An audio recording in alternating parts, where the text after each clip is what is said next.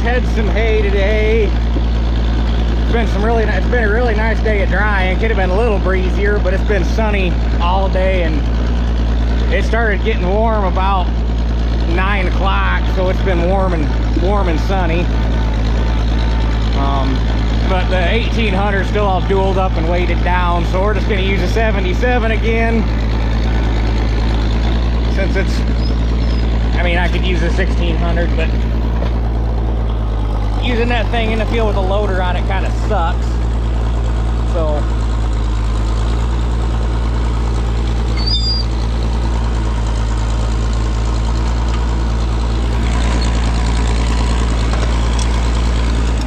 and as you can see, well, some people already know, we got the chisel plow unloaded last night. I got done mowing and got everything moved home, and there's still enough daylight. So what the heck, we'll give it a shot.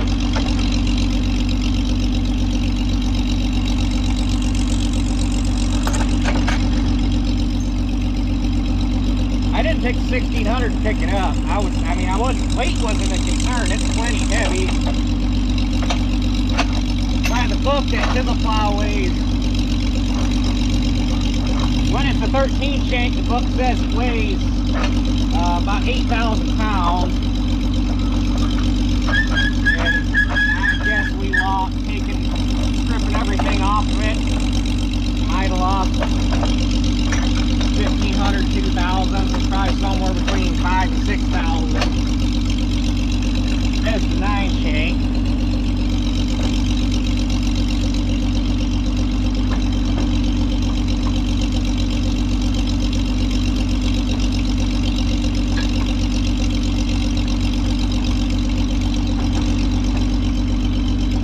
I wasn't concerned about weight and keeping the tractor on the ground. I just didn't think it'd have enough hydraulics because the pump's getting kind of weak on it. It's on the list to get a new pump and go through the priority valve and all that stuff, but it just hasn't happened yet. But it picked it up. It picked the shanks up about 6 inches off the deck, and then that's all she wanted. She wouldn't pick it up any higher than that, but that's all it took.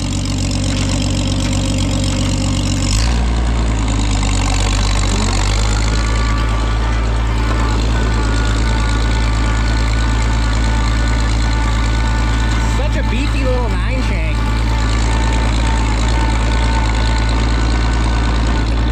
But I gotta put fuel in the tractor, and then we'll catch you guys over at the field.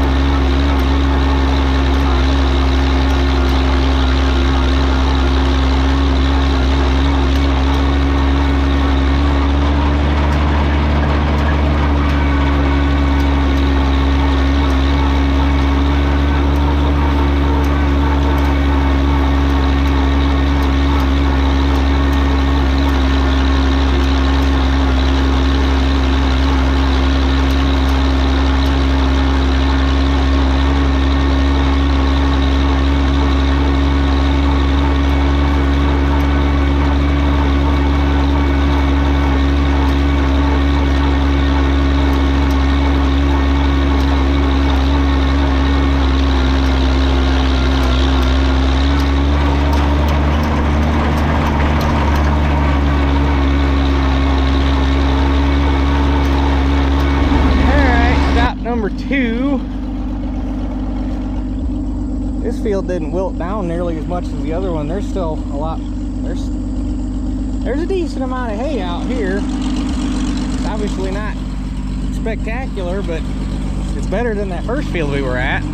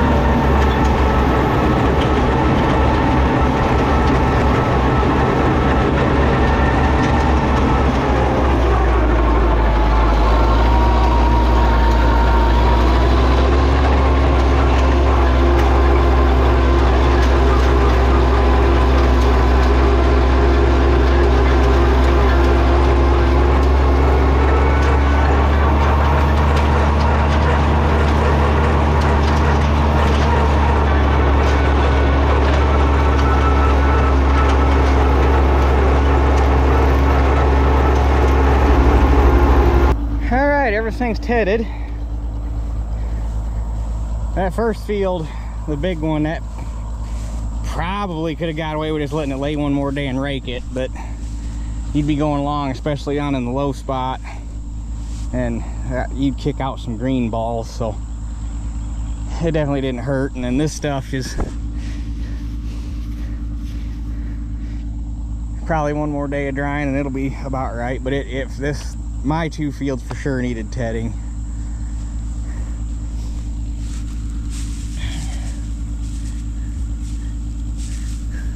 We're to that point of the year where these two pieces in the power lines aren't getting a whole lot of sun, so getting it to dry down is kind of a bear. I don't know, it might be such a thing as I get everything raked tomorrow and then I could bale that first field Wednesday, and this stuff might have to get baled Thursday. We'll see how it looks tomorrow.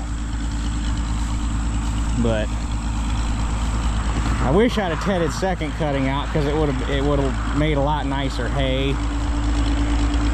But when I did second cutting, I thought I was trying to make 3-day hay, because I thought we had rain coming, and then they took the rain out of the forecast at the last minute. So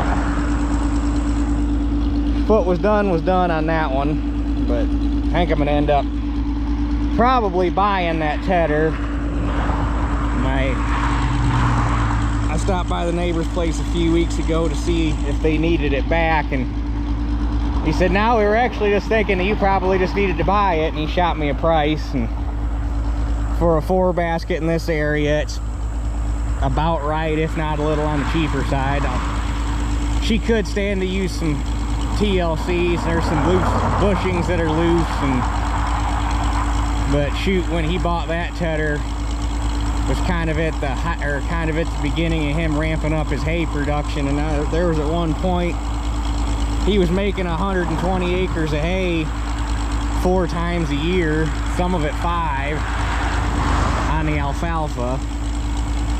So that tedder's been on that for the longest time. That was their only tedder, and that thing, she's seen some acres, so she has the right to be a little whooped out.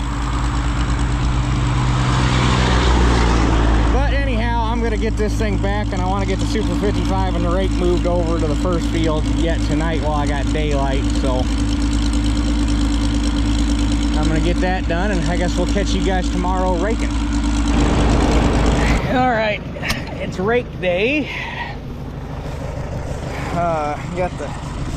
Obviously the tractor and the rake moved over here last night. I don't know if I need to run it in that one. I'll try it. Tractor and rake were moved over here last night. I got that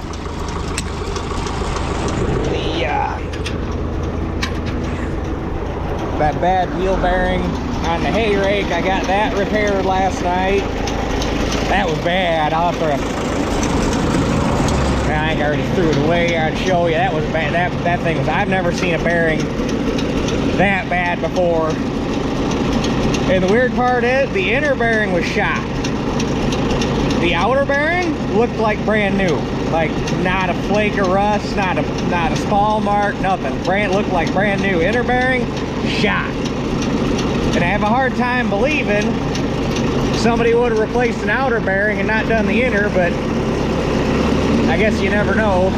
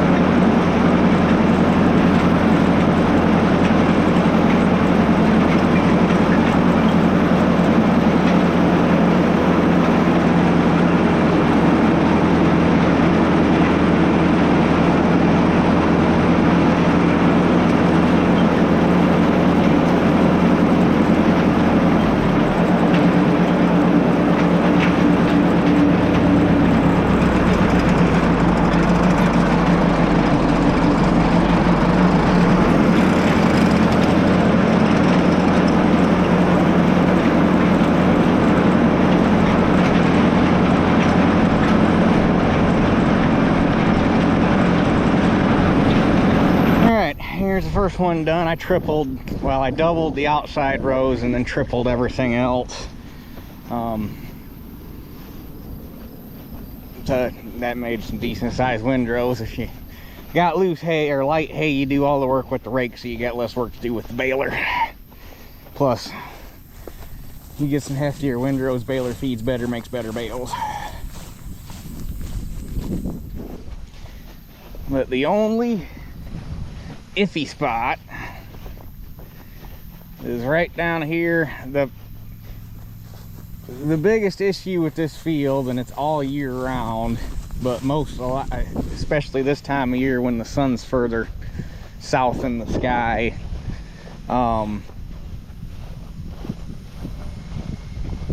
this low spot here has a real hard time drying, especially along the woods. And this time of year, because of the way the trees are, like the first 15-20 feet of this basically gets zero sun no matter what time of day it is.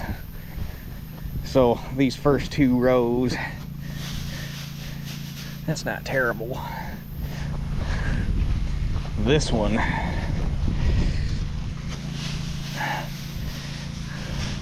it looks worse than it is. I mean, it's not great, but another day of drying now that it's in a windrow. But it's definitely, it's not something you'd want to put in a loft, but it'll probably only end up being about 2 bales. So everything else is perfect. It probably would have baled today, but we got more raking to do, and one more day of drying ain't gonna doing any harm. So, but I'm not even sure. I haven't looked today. They kept upping the rain chances for not that it's, I mean, it's only Tuesday. It's not like we're hurting for time, but what's our rain on Friday doing? It'd be nice to get one more little rain, because there's still some, beans are still, I mean, they're drying down, but as long as there's still leaves on them, they're still finishing off. Oh, well, now they took Friday out, Sunday out, or no, Saturday out, and I moved it to Sunday, Monday, Tuesday of next week. Which will work out good, because that'll give me time to, I gotta get the hydraulic lines fixed on the fertilizer spreader, and then get this spread, so, or get some fertilizer spread on this for winter, so that'll work out. That'll give me time to get that done and get some go-go juice spread on it, and I guess it'd be go-go pellets, not go-go juice. But anyhow, on to the next one.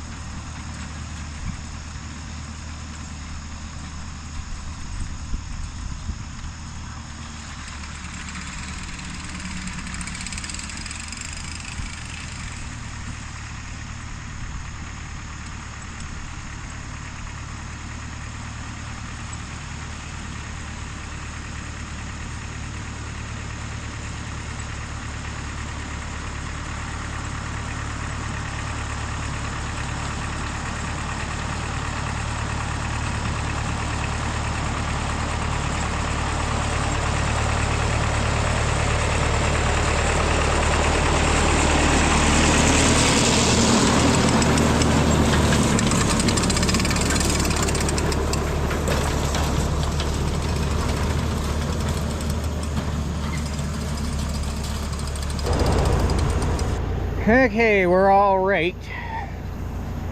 The two fields here in the power lines, I'm not very confident that they are going to go tomorrow. I mean, they might surprise me, but they're dry-ish. And right now the dew's starting to set a little bit, so it's hard to tell, but they're right there. The other field, that'll go tomorrow without a doubt. But I think right now my plan is I'm gonna go park that back at the other field, the bigger of the two power line fields. Go park that back there. And I think what we're gonna plan on is get that first field baled tomorrow. That'll go no problem. Get done baling, jump back on the Super 55, bump these windrows, give them one more day, and we'll bale these Thursday. We're not hurting for weather. I want to make a decent, or get some decent bales out of it, not have to worry about any wet spots. So since there's no rush to try to beat a rain, we're just gonna be patient with it, and we'll let these two sit another day, which I kind of expected, which is why I wanted to get cutting Sunday versus holding off till Monday or something. Was to make sure that if I needed another day of drying on these two, I was going to get it. And it looks like it's all going to work out. So anyhow, like I said, I'm going to drop this at that other field, and it's not too bad of a walk back to my truck from there. And try to get the tee and the baler moved yet tonight so that it's ready to go tomorrow. And go from there. So I guess we'll catch you guys tomorrow baling. We're starting to bale. All right, we're gonna make some idiot blocks. I did not get the tractor over it last night because by the time I got the tractor ready, the baler ready, the wagon hooked up, everything ready to go, it was 8:30 and it was dark. I wish we could have fall weather, but you know, not get dark until like 9:45, 10 o'clock like during summer. That would be ideal.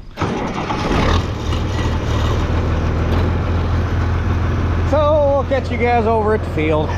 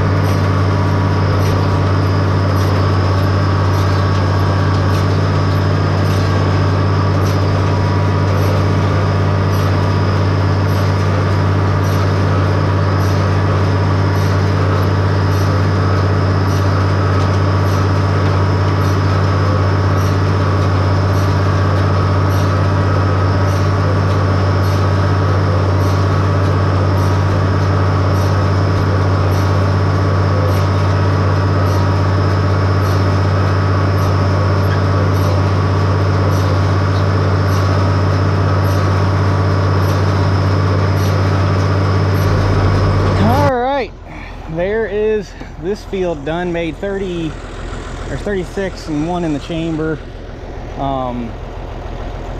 Technically 1.5 in the chamber. Didn't finish forming the last one, but that made some excellent hay. I mean, that stuff is beautiful. Good color, good feel. She didn't miss a single bale. Not that that's that big of a feat on 30 bales, but I think I have my problem narrowed down. I'm wondering if the root of my problem well, I think last time was the moisture of the hay was a little bit of a problem.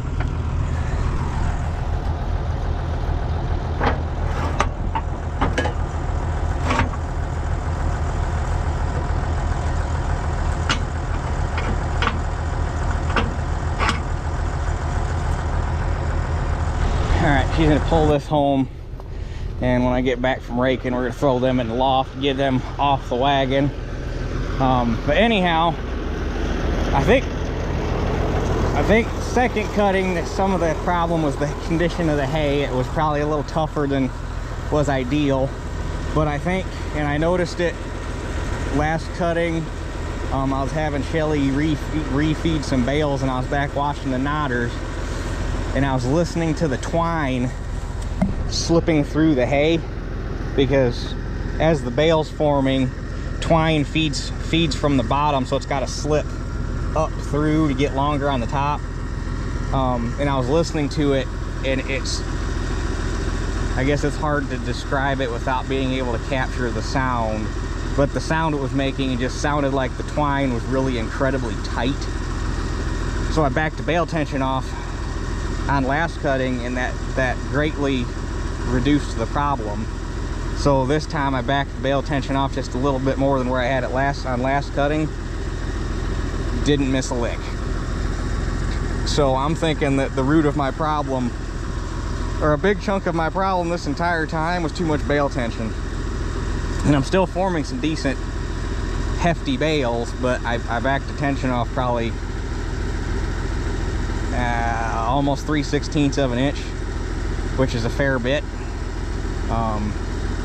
And it worked pretty good. Not that I'm obviously not stuffing it that hard in this light hay, but I think we're onto something here. So, but I'm gonna run this to the next field, park it, we'll hop on the Super 55, bump in windrows, and get home. It would have been close today, but this stuff is about, like, there's a green spot right there. It's green underneath. This stuff right here is about in the same state that first field was yesterday. So one more day of drying. Oh yeah, that.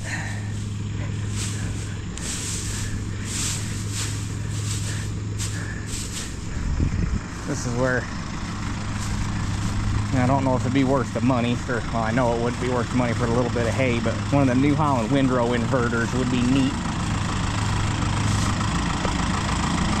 Or didn't there a company that made like it seems like it was actually something mounted on the front of a tractor, but wasn't there a company that made like a 2-wheel wheel rake that was specifically made for bumping windrows? Or maybe I'm thinking of something that was made for like pushing or merging windrows while you're baling. I don't know, I can't remember.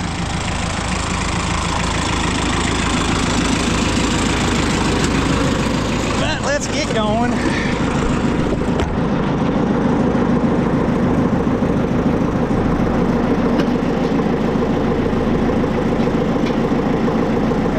I think we're gonna bump everything out.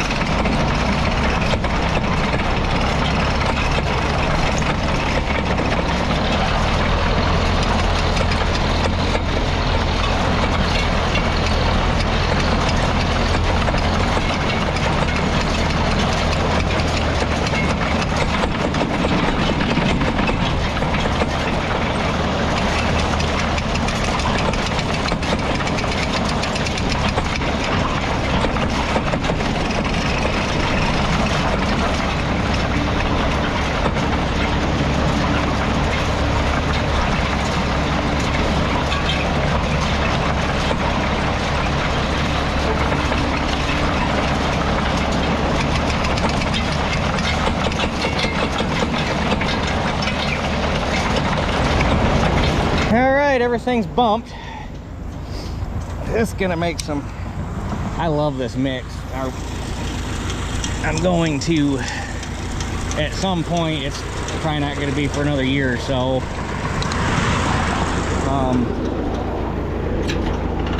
because of equipment reasons, but I want to talk the guy into replanting the big hay field, the one out by the road.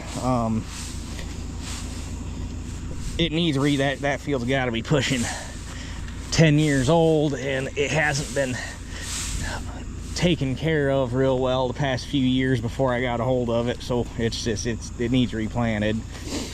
But the guy, the 5 acres I have right next to it that I put the beans and everything butts up right there in the back on the hill, he had mentioned wanting to put hay in the front field, so that'll make that whole piece like almost 10 acres.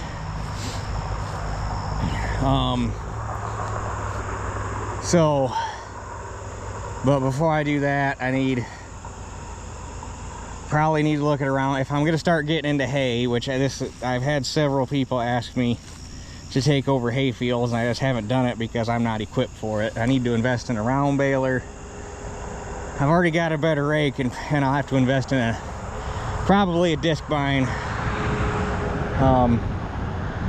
because if I'm gonna get serious into hay, we're not screwing with another sickle machine. I'm just jumping right over that, and I'd like to get a new idea. 5209 would be my ideal. I have experience with those. I have experience with those and New Hollands both, but those 5209s don't suck a lot of horsepower. They're pretty light on draft. They do a good job of cutting. They're super easy to work on. I like those 5209s, and they're not that hard to, or not that expensive to buy. But I'll probably still keep the sickle. Obviously, I'll probably, for this field and the one back in the power line, or the other power line field, probably still keep the sickle mower. Well, I wouldn't get rid of it anyhow. I don't get rid of any Oliver stuff, but I'd still probably use that for this and that, maybe. For this, for sure. That, you might be able to get a disc bind in, maybe. It's kind of tight. But, if I'm gonna get into if I'm gonna like start picking up hay ground, there's gonna have to be some equipment upgrades, and I'm gonna have to do something for some sort of round bales. You can tarp them; those aren't that big of a deal. But if I do more squares, I have to figure out something else for more storage on square bales. But that's all coming down the road, so at some point maybe. But anyhow, I'm gonna get home. We're gonna get them bales off the wagon yet tonight, and we'll catch you guys tomorrow to finish up baling. All right, last day on hay. We're in a lot better shape today. It's still a little tough on the bottom, but there's enough dry stuff in it that it'll all even out. So I did back the bale tension off one turn. This stuff has got a lot more fine grass in it. It makes a lot denser bale to begin with, so we backed it off. But anyhow, pitter patter, let's get at it.